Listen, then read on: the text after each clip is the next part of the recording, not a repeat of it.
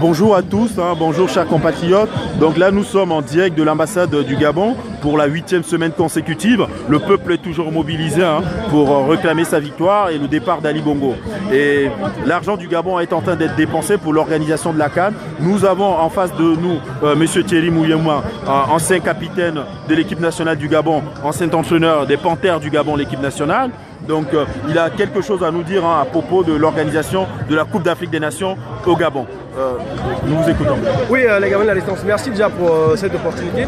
La première chose, c'est déjà répondre à ceux qui disent que les sportifs n'ont pas le droit de faire la politique. Je dis non, nous on ne fait pas la politique, on fait de la révolution ou la résistance. On s'oppose à un régime qui déjà opprime ses propres sportifs. Regardez à côté de vous les sportifs au Gabon qui ne sont pas payés des mois durant. Les sportifs de tous les clubs ne sont pas payés. Pourquoi ils ne sont pas payés? Quand le gouvernement décaisse l'argent, l'argent repart dans les poches des dirigeants sportifs gabonais. Donc c'est une raison déjà suffisante pour ne pas pouvoir organiser cette Coupe d'Afrique des Nations chez nous. Après, il y a la raison sportive qu'il faut regarder, il y a la raison physiologique. Les sportifs gabonais sont à l'arrêt depuis plus de 4 mois. Le championnat a arrêté depuis le mois de juin 2016.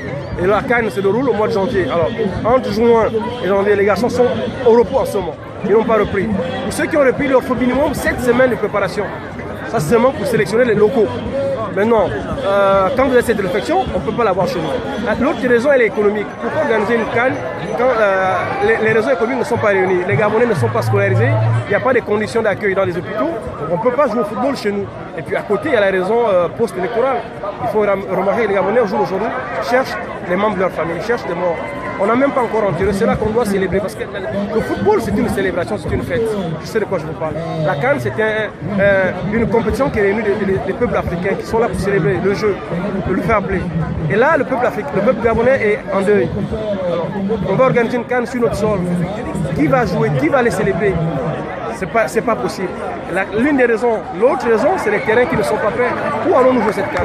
Sommes-nous capables de mettre des infrastructures prêtes de maintenant à janvier? C'est pas possible. Les peuples qui prennent la CAN en Afrique ils ont une raison déjà sportive, aller loin dans cette compétition. Avons-nous l'équipe prête à y aller? Les experts gabonais s'accordent à dire que nous ne sommes pas disposés à aller loin. Donc c'est pas la peine de prendre la honte. Reculons pour mieux sauter.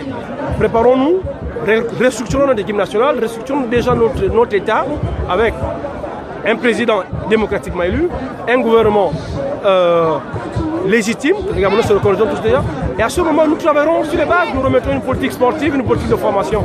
À ce moment nous aurons une équipe nationale très forte. Voilà les raisons, moi personnellement, qui m'incitent à dire que la CAN n'est pas une bonne chose pour le peuple gabonais en ce moment. Nous devons être humbles, réalistes, et nous battre déjà pour la souveraineté de notre pays, sur le plan sportif, sur le plan démocratique. Merci.